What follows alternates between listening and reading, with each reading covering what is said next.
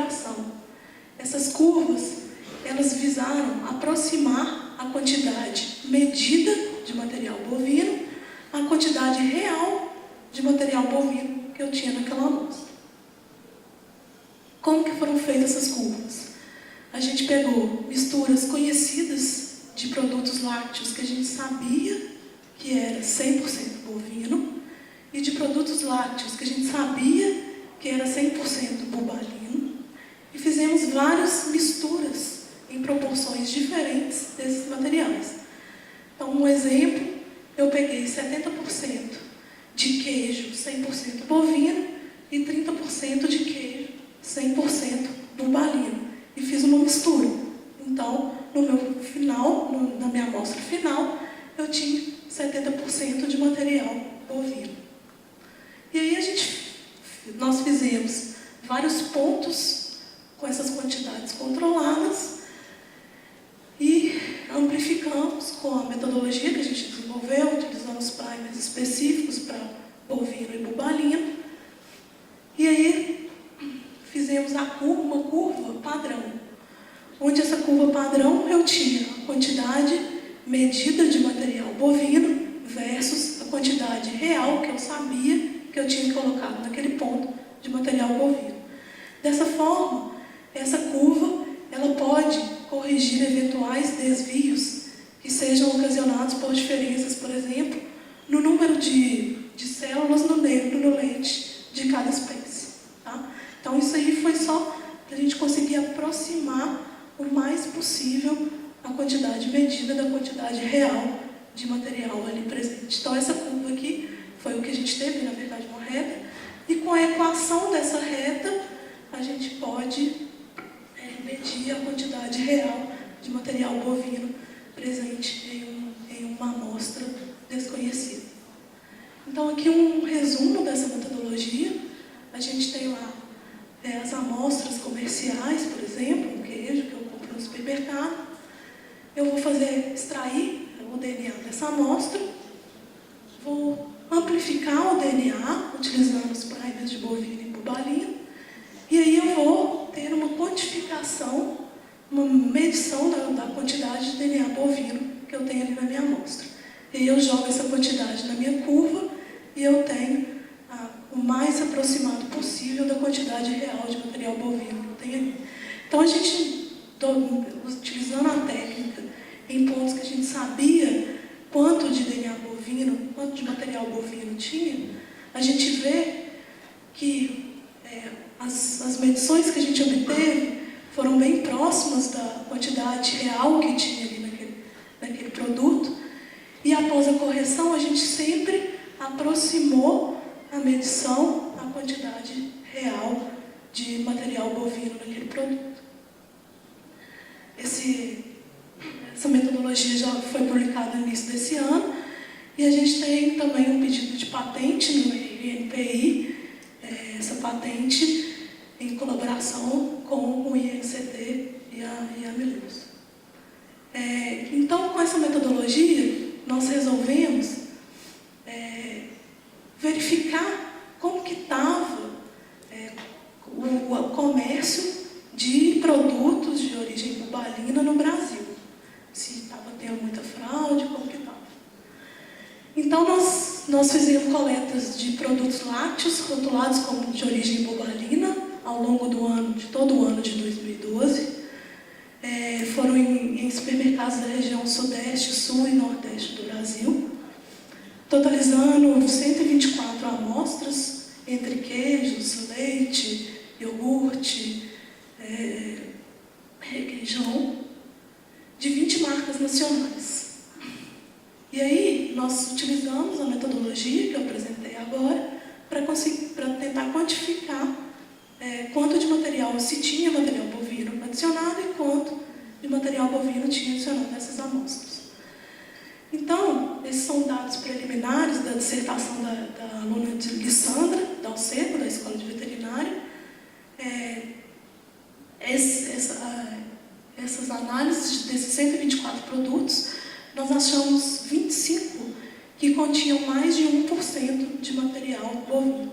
Então, 20% das as amostras que nós analisamos continham, de fato, adição de material bovino, que era maior do que 1%. Desses 25, 9 ou 8% do total continham mais de 10% de material bovino adicionado.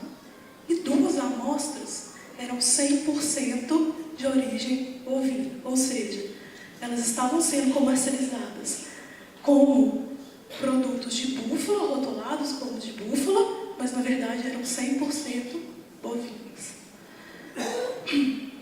E analisando essas amostras, a gente fez algumas análises para saber se a gente achava alguma correlação, por exemplo, com a estação do ano.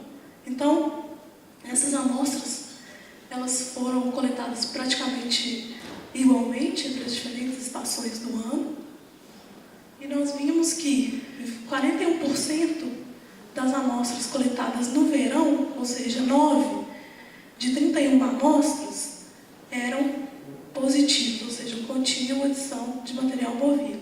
Apesar disso aqui não ser estatisticamente significativo, a gente vê uma maior quantidade de produtos com adição de material bovino no verão, que é a entre-safra de produção de leite de búfalo, né? Então, fica mais escasso a produção de leite e a tendência é que se faça um maior uso do leite bovino para poder amenizar a escassez.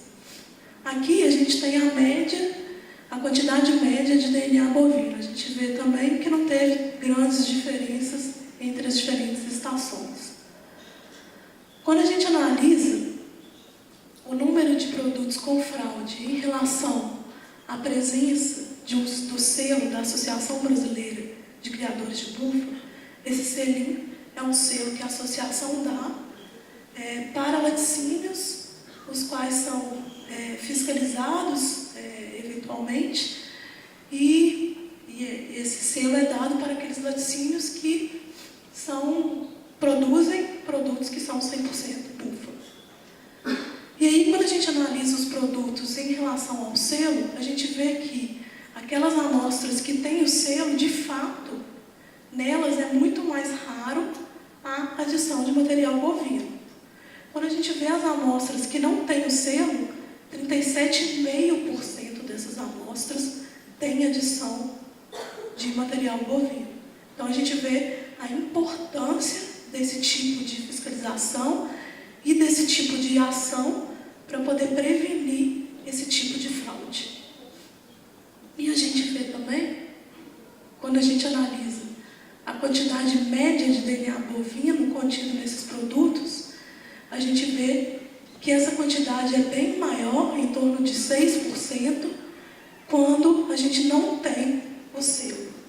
Tá? Então, mostrando mais uma vez a importância desse tipo de atitude, de fiscalização. E quando a gente analisa as fraudes de acordo com a instituição que inspeciona e registra aquele produto, a gente vê que quando o produto tem um registro federal, 31% deles contém adição de material bovino, e no caso do estadual, 14,3% dos produtos contém adição de material bovino. Bom, agora falando um pouco sobre a identificação qualitativa de espécies de pescados,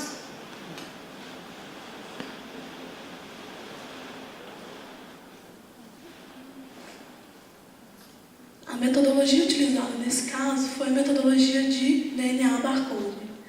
Eu vou só dar uma pincelada sobre a metodologia, porque daqui a pouco a gente vai assistir a palestra do pesquisador lá do Canadá, que vai explicar melhor para a gente sobre essa tecnologia. Então, essa metodologia ela é baseada na sequência do gene mitocondrial citocromo oxidase 1. Esse gene, ao sequenciá-lo, e analisar a sequência dessa região mitocondrial, a gente pode ver que, quando a gente tem sequências idênticas ou com pouca divergência, a gente tem indivíduos que pertencem a uma mesma espécie. Agora, quando as divergências nessa região gênica são muito altas, a gente pode imaginar que são, então, indivíduos que pertencem a espécies diferentes. Então, utilizando o sequenciamento dessa região, a gente consegue denominar a espécie a qual pertence aquela amostra ou aquele indivíduo. O barcode, essa metodologia do barcode, do DNA barcode, ela surgiu como uma iniciativa no Canadá, que a gente denomina Iniciativa Barcode of Life, que é uma iniciativa que visa sequenciar essa região do gene COI para todos os organismos vivos do planeta. Então, hoje a gente já tem um banco de dados muito grande desse projeto Barcode, e ele está só crescendo com a ajuda de vários pesquisadores no mundo inteiro. Então, o objetivo é exatamente esse, a gente saber ter essa informação genética para todas as espécies do mundo. Dessa forma, eu consigo, então, sequenciar uma amostra e, comparando ela com esse banco de dados de sequência, saber a qual espécie pertence essa amostra.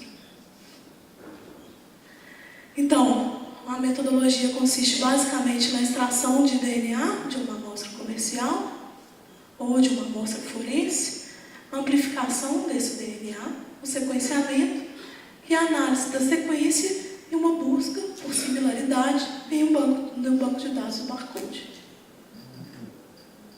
Em 2010, o nosso grupo começou, na verdade, um pouco antes, começou a trabalhar com o desenvolvimento do barcode de espécies de pescados da bacia do Rio São Francisco. E aí resolvemos fazer uma análise de amostras comerciais sendo comercializadas com o nome popular de surubim em supermercados de Belo Horizonte. Essa coleta foi realizada ao longo dos anos de 2009 e 2010, como eu disse, em supermercados de Belo Horizonte, e eram amostras de dois tipos. 30 amostras eram de peixes inteiros comercializados, peixe inteiro mesmo, e 33 amostras eram de peixes comercializados como filé. Então, processou-se essas amostras, foi extraído o DNA, foi amplificada a região da citocromocidase 1 e sequenciado. E aí os resultados que nós tivemos foi que, dessas 63 amostras analisadas, apenas uma correspondia à espécie Pseudoplatystoma coruscans, que é o surubim ou pintado da bacia do Rio São Francisco, e os peixes filetados mostraram a maior taxa de substituição por espécies de outros gêneros. Então aqui, quando a gente tinha os peixes inteiros, uma amostra, que correspondia a 3%, era de fato a Pseudoplatystoma coruscans. 97% era comercializada como espécies, eram espécies desse mesmo gênero, mas espécies distintas da coruscans, outros tipos de peixe. Aqui a gente tem a árvore filogenética mostrando na sequência referência de P. coruscans e a sequência, uma única amostra coincidindo 100% com a P. coruscans. E todas as outras eram o surubim tigre, né? Estavam sendo vendidas como surubim, mas eram, na verdade, o surubim tigre. E no caso dos peixes filetados, 42% pertenciam ao gênero Pseudoplatystoma, nenhuma era o coruscans, e 56% eram de outros gêneros, incluindo gêneros de espécies marinhas. Então aqui a gente vê a árvore, eu acho que está um pouco pequeno, mas a gente tem aqui a sequência referência, as sequências que bateram com o gênero Pseudoplatystoma e as sequências, as amostras que na verdade eram outros gêneros. Tá? Então a gente vê a gravidade, né, do que está sendo comercializado ali principalmente no caso de peixes filetados, onde o reconhecimento pelo consumidor é muito difícil. Esse trabalho ele foi publicado em 2011 na revista Mitochondrial DNA. Bom, e por último, vou mostrar aqui os resultados da dissertação de mestrado do Danilo, onde foi realizado uma coleta de pescados diversos ao longo dos anos de 2010 a 2012, em supermercados e restaurantes de Minas Gerais, do Rio de Janeiro, de São Paulo e Espírito Santo, totalizando 212 amostras. Foi utilizado a mesma técnica de DNA barcode, ou seja, essas amostras tiveram seu DNA extraído, a região do gene COI amplificada e sequenciada, e então foi comparada a sequência dessas amostras com o banco de dados do barcode. E aí a gente viu que desses 212 produtos, 55 correspondiam em espécies diferentes daquelas contidas no rótulo, né? Ou seja, 26% dessas amostras eram, na verdade, uma fraude por substituição de espécie.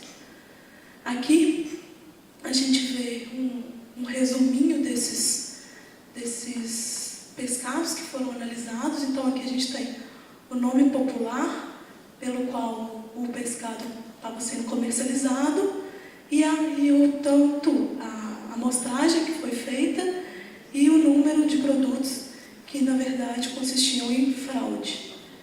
Então a gente vê, por exemplo, que no caso do bacalhau, 18 de 30 amostras eram, na verdade, outra espécie.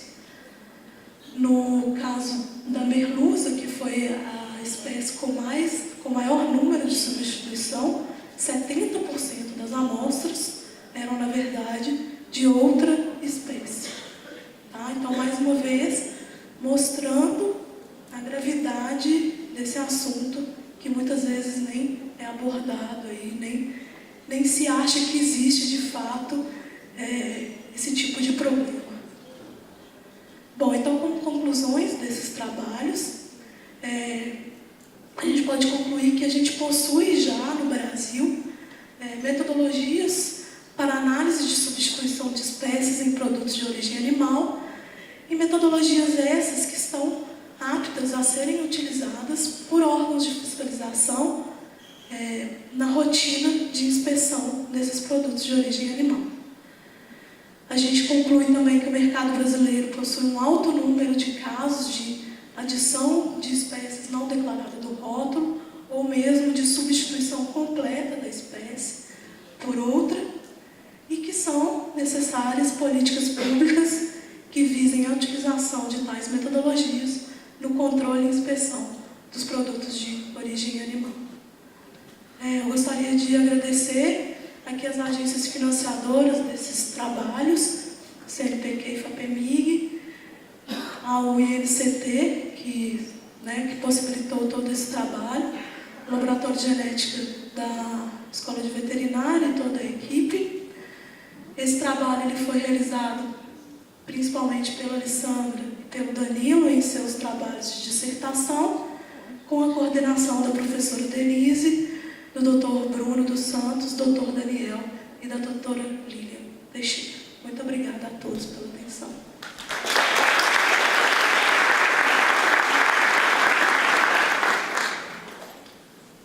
Obrigada, Marcelo.